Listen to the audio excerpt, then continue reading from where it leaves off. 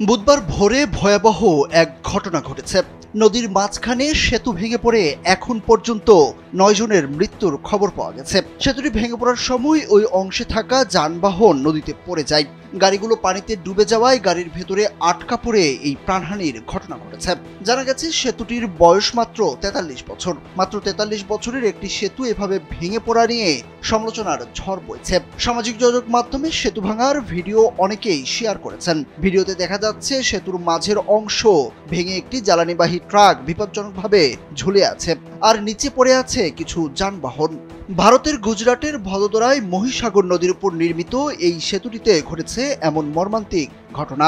Visa দিচ্ছে যে কোনো এসিতে 15% নিশ্চিত ছাড়। এছাড়াও থাকছে মানি ব্যাক গ্যারান্টি নিশ্চয়তা। ভারতীয় সংবাদ মাধ্যম এনডিটিভির প্রতিবেদনে বলা হয়েছে, এই সেতু ভদোদরার পাদ্রার মুজপুরকে আনন্দ জেলার গম্ভীরার সঙ্গে এবং মধ্য গুজরাটকে সৌরাষ্ট্র অঞ্চলের সঙ্গে সংযুক্ত করেছে। ভদোদরার জেলা কালেক্টর অনিল ধামেলিয়া বলেন, দুর্ঘটনাস্থলে উদ্ধার কাজ চলছে। জানা গেছে দুটি ট্রাক, একটি ইকো ভ্যান, একটি পিকআপ ভ্যান এবং একটি অটোরিকশা নদীতে পড়ে গেছে।